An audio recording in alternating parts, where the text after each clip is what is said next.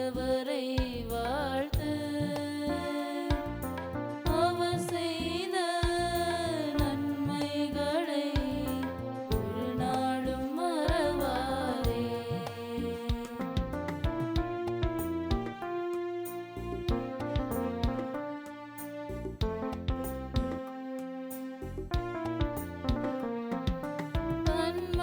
நன்மைகளால் உன் வாழ்வை நிறைவு பெற செய்கின்றார். நன்மைகளால் உன் வாழ்வை நிறைவு பெற செய்கின்றார். உன் இளமை கழுகின் இளமை போல் நாளும் புதுப்பிக்கின்றார். உன் இளமை கழுகின் இளமை போல் நாளும் புதுப்பிக்கின்றார். நீதியான செயல்களையே எந்நாளும் செய்கின்றார். நன்றி நன்றி நன்றி என்று பாடுவேன். நன்மை செய்த நல்லவரை போற்றுவேன். நன்றி நன்றி நன்றி என்று பாடுவேன். நன்மை செய்த நல்லவரை போற்றுவேன். நெஞ்சே நீ ஆண்டவரை வாழ்த்து, அவர் செய்த நன்மைகளை ஒரு நாளும் மறவாதே.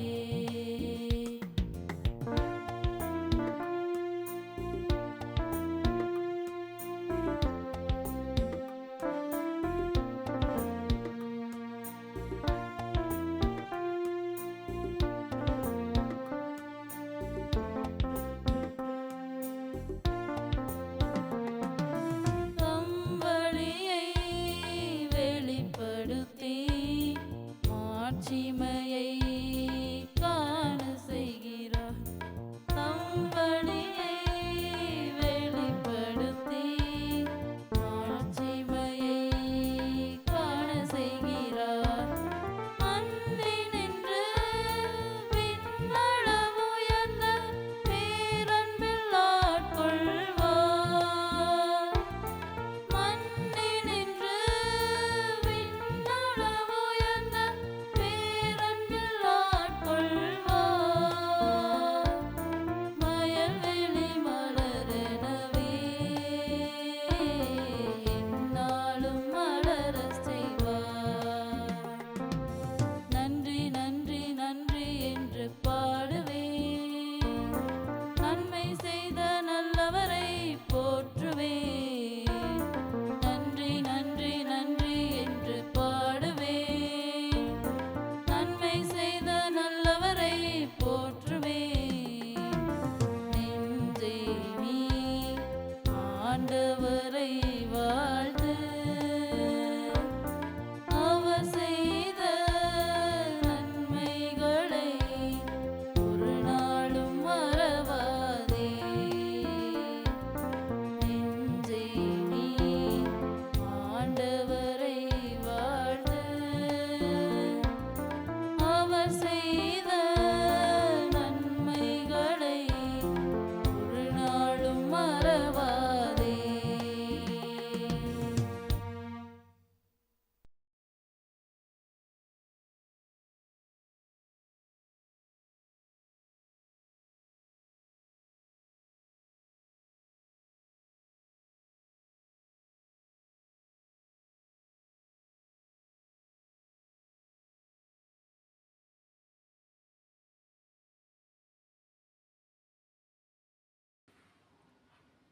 புனித மத்தேயு எழுதிய பரிசுத்த நற்செய்தியிலிருந்து வாசகம். அதிகாரம் 1, இறை திருவசனங்கள் 16 மற்றும் 18 21 மற்றும் 24. யாக்கோப்பின் மகன் மரியாவின் கணவர் யோசேப்பு. மரியாவிடம் பிறந்தவரே கிறிஸ்து எனும் இயேசு. இயேசு கிறிஸ்துவின் பிறப்பையொட்டிய நிகழ்ச்சிகள். அவருடைய தாய் மரியாவுக்கும் யோசேப்புக்கும் திருமண ஒப்பந்தம் செய்யப்பட்டிருந்தது. அவர்கள் கூடி வாழும் முன் மரியா தூய ஆவியினால் கருவுற்றிருந்தது தெரிய வந்தது. அவருடைய கணவர் யோசேப்பு நேர்மையாளர். அவர் மரியாவை இகழ்ச்சிக்கு உள்ளாக்க விரும்பாமல் மறைவாக விலக்கிவிட திட்டமிட்டார். அவர் இவ்வாறு சிந்தித்து கொண்டிருக்கும் பொழுது ஆண்டவரின் தூதர் அவருக்கு கனவில் தோன்றி, யோசேப்பே, தாவீதின் மகனே, மனைவி மரியாவை ஏற்றுக்கொள்ள அஞ்ச வேண்டாம். ஏனெனில் அவர் கருவுற்றிருப்பது தூய ஆவியாரால் தான். அவர் ஒரு மகனை பெற்றெடுப்பார். அவருக்கு இயேசு என பெயரிடுவீர். ஏனெனில் அவர் தம் மக்களை அவர்களுடைய பாவங்களிலிருந்து மீட்பார் என்றார். யோசேப்பு தூக்கத்திலிருந்து விழித்தெழுந்து ஆண்டவரின் தூதர் தமக்கு பணித்தவாறே தம் மனைவியை ஏற்றுக்கொண்டார். இது ஆண்டவர் வழங்கும் உயிருள்ள நற்செய்தி. கிறிஸ்துவே உமக்கு புகழ். இயேசுவில் பிரியமான எமதருமை சகோதர சகோதரிகளே, இன்றைய நாளிலே நம் தாயாம் திருவையோடு இணைந்து புனித யோசேப்பு அவருடைய பெருவிழாவை நாம் கொண்டாடுகின்றோம். புனித யோசேப்பு ஆண்டவர் இயேசு கிறிஸ்துவின் வளர்ப்பு தந்தையாக இந்த மண்ணுலகிலே தோன்றுகின்றார். நம் ஆண்டவர் இயேசு கிறிஸ்துவை நாம் ஒவ்வொருவரும் இந்த மண்ணுலகிலே ஒரு மனிதனாக பார்க்கின்றோமெனில் புனித யோசேப்பு மிகவும் முக்கிய பங்கு வகிக்கின்றார்.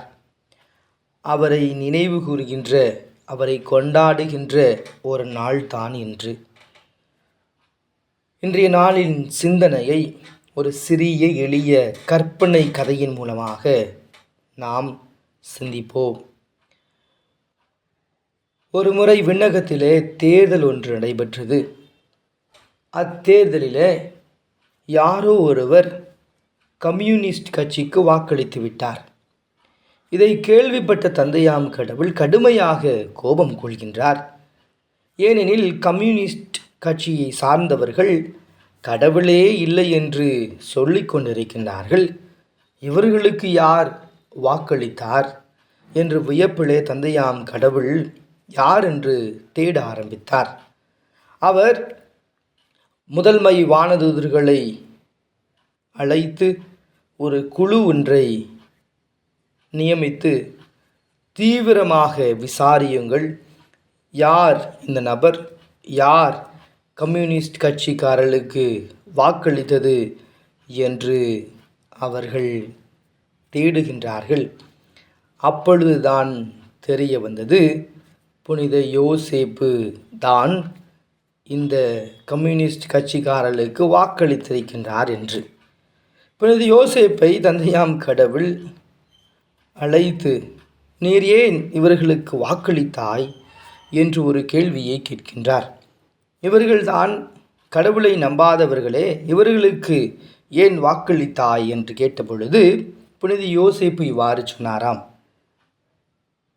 மற்ற தேர்தல் ஆட்களை விட, மற்ற கட்சிகளை விட இந்த கம்யூனிஸ்ட் கட்சிக்காரர்கள்தான் தொழிலாளர்களுக்கு குரல் கொடுக்கின்றார்கள். நான் ஒரு தொழிலாளரின் பாதுகாவலர் அல்லவா, அதனால்தான் இவர்களுக்கு நான் வாக்களித்தேன் என்று புனித யோசேப்பு கடவுளிடம் சொன்னாராம். இதனை கேள்விப்பட்ட கடவுள், எப்படி என்னை நம்பாதவர்களுக்கு நீர் வாக்களித்து விட்டாய், நீர் மீண்டுமாக மன்னகம் சென்றுவிடு, உமக்கு அதுதான் தண்டனை என்று சொன்ன பொழுது புனித யோசேப்பு நகைச்சியோடு சொன்னாராம், நான் போக வேண்டுமெனில் எனது வளர்ப்பு மகனையும் நான் அழைத்து செல்லப் போகின்றேன். அவரைத்தான் மேன்மைப்படுத்த கடவுள் என்னை தேர்ந்தெடுத்தார். அவர் இல்லாமல் எப்படி நான் தனியாக செல்ல முடியும்? நான் அவரை அழைத்து சென்றாக வேண்டும் என்று பதில் கூறினாராம். இதுதான் எனது விதிமுறை என்று கடவுளிடம் சொன்னாராம். கடவுள் சற்று சிந்தித்து பார்த்து, விண்ணுலகம் ஆண்டவர் இயேசு கிறிஸ்து இல்லையெனில் வெறுமையாகி போகிவிடும் என்று, மூவொரு கடவுளின் பிரசன்னம் அங்கு இருக்காது என்று சொல்லி, உமக்கும் எந்த தண்டனையும் கிடையாது, நீர் விண்ணுலகிலே இருக்கலாம், உமது வளர்ப்பு மகனோடு இருக்கலாம் என்று கண்டையாம் கடவுள் அவரிடம் சொன்னாராம். அன்புக்குரியவர்களே, இது ஒரு நகைச்சுவையான ஒரு கற்பனை கதையாக இருந்தாலும் இந்த கதையின் நோக்கம், கருத்து என்னவெனில், நம் ஆண்டவர் இயேசு கிறிஸ்துவை மேன்மைப்படுத்தும் பணிதான் புனித யோசேப்பின் பணி. புனித யோசேப்பு இந்த மண்ணுலகிலே ஒரு வளர்ப்பு தந்தையாக இல்லாமல் இருந்திருந்தால் நம் ஆண்டவர் இயேசு கிறிஸ்துவை இந்த மண்ணுலகிலே பார்த்திருக்க முடியாது, ஒரு மனித ரூபத்திலே பார்த்திருக்க முடியாது. ஆண்டவர் இயேசு கிறிஸ்து நம் ஒவ்வொருவருக்கும் பல்வேறு அருள் அடையாளங்களையும் அதிசயங்களையும் செய்கின்றார். புனித யோசேப்பின் மூலமாக ஆண்டவர் பல்வேறு இடங்களிலே பல்வேறு புதுமைகளை செய்து கொண்டிருக்கின்றார். புனித யோசேப்பின் முதன்மையான பணி ஆண்டவரை மேன்மைப்படுத்துவது, ஆண்டவர் இயேசு கிறிஸ்துவை மேன்மைப்படுத்தும் பணி. எனக்கு தெரிந்த பல்வேறு புனிதர்கள் புனித யோசேப்பை நம்பி பல்வேறு அருள் அடையாளங்களை செய்திருக்கின்றார்கள். இன்றைய நாளிலே ஒரு முத்தான கனியை நாம் கொண்டாடுகின்றோம். புனித யோசேப்பை பற்றிய விவிலிய சிந்தனையை நாம் சிந்தித்து பார்த்தோமெனில், புனித யோசேப்பை பற்றி மத்தேயு நற்செய்தி அதிகாரம் 1 இறை திருவசனம் 19 இவர் ஒரு நேர்மையாளர் என்று பறைசாற்றப்படுகின்றது. எப்படிப்பட்ட நேர்மையாளர் என்று அந்த வாசகத்தை நாம் முழுமையாக வாசித்து பார்த்தோமெனில் நமக்கு தெரியும். ஏனெனில் அன்னை மரியாள் தூய ஆவியினால் திருமணம் செய்வதற்கு முன்பாகவே கருத்தாங்குகின்றார். இதை அறிந்த யோசேப்பு மறைவாக அன்னை மரியாவை விட்டு விலக திட்டமிடுகின்றார். அவர் நினைத்திருந்தால் அப்போது தண்டனையாக கொடுக்கப்பட்டிருந்த அந்த ஒரு இகழ்ச்சி, எவர் ஒருவர் திருமணத்திற்கு முன்பாக கருவுற்றிருக்கின்றாரோ அவர்களை கல்லால் எறிந்து கொள்ள வேண்டும் என்ற அந்த யூத சட்டத்தை அவர் பின்பற்றியிருந்திருக்கின்றலாம். மரியாவை இகழ்ச்சிக்கு உள்ளாக்கி இருந்திருக்கலாம். ஆனால் மறைவாக விலக்கிவிட திட்டமிடுகின்றார். அப்பொழுதுதான் கடவுளின் தூதர் யோசேப்புக்கு தோன்றி அன்னை மரியாள் தூய ஆவியினால் கருவுற்றிருக்கின்றார், இது கடவுளின் திருவுளம், கடவுளின் திட்டம் என்று அவருக்கு வெளிப்படுத்துகின்றார். அக்கணமே அன்னை மரியாவை முழுமையாக ஏற்றுக்கொண்டு அன்னை மரியாவை பேணி காப்பதிலும் கடவுளை வளர்ப்பதிலும் ஆண்டவர் இயேசு கிறிஸ்துவை வளர்ப்பதிலும் முதன்மையான பங்கை புனித யோசேப்பு வகிக்கின்றார். புனித யோசேப்பு பல்வேறு மனிதர்களுடைய பாதுகாவலராக இருக்கின்றார். திருவையின் பாதுகாவலராகவும், அனைத்து தொழிலாளர்களின் பாதுகாவலராகவும், குடும்ப தந்தையர்களின் பாதுகாவலராகவும், கல்வி நிறுவனங்களின் பாதுகாவலராகவும், பல்கலைக்கழகத்தின் பாதுகாவலராகவும், கன்னியர் இல்லத்தின் பாதுகாவலராகவும், திருத்தந்தையர்களின் பாதுகாவலராகவும், வழக்கறிஞர்களின் பாதுகாவலராகவும், இன்னும் பல்வேறு பாதுகாவலராகவும் இருக்கின்றார். அவருடைய செயல், கடவுள் அவருக்கு கொடுத்த செயல் ஒரு பாதுகாப்பு பணி. அவர் நேர்மையாக நம் ஆண்டவர் இயேசு கிறிஸ்துவை இந்த மண்ணுலகிலே பாதுகாத்தார். அவர் நேர்மையாகவே அன்னை மரியாவை இந்த மண்ணுலகிலே பாதுகாத்தார். விண்ணகம் சென்ற பிறகு நம் ஒவ்வொருவரையும் பாதுகாத்து கொண்டிருக்கின்றார். எனவே இந்த ஒரு பொன்னான நாளிலே நம் ஒவ்வொருவரையும் புனித யோசேப்பின் கரத்திலே ஒப்படைத்து அவர் நம்மை பாதுகாப்பார், அவை நம்மை பார்த்து கொள்வார். நம் ஆண்டவர் இயேசு கிறிஸ்துவின் பரிந்துரையால் நம் ஒவ்வொருவருக்கும் புனித யோசேப்பு பாதுகாப்பை தந்திடுவார் என்ற ஒற்றை நம்பிக்கையிலே இந்த ஒரு ஆராதனையிலே நாம் கலந்து கொள்வோம். இறை ஆசீர் நமக்கும் இந்த குடும்பத்திற்கும் நிறைவாக கிடைக்குமாறு நம் ஒவ்வொருவரும் உருக்கமாக ஜெபிப்போம். ஆமென்.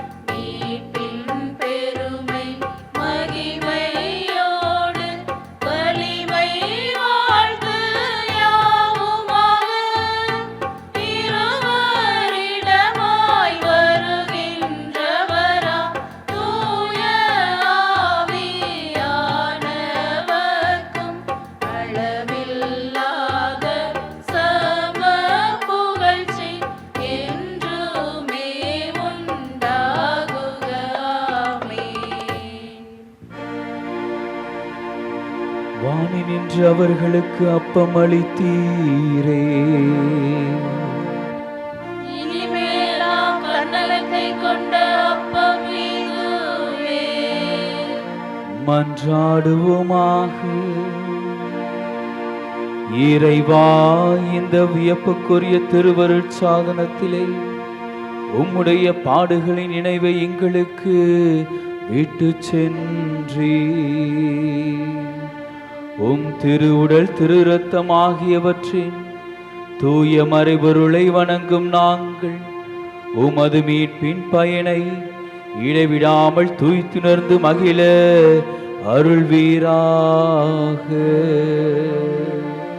தந்தையாகி இறைவனோடு தூய ஆவியாரின் ஒன்றைப்பில் இறைவனாய் என்றென்றும் வாழ்ந்து ஆட்சி செய்கின்ற உம்மை மன்றாடுகின்றோ.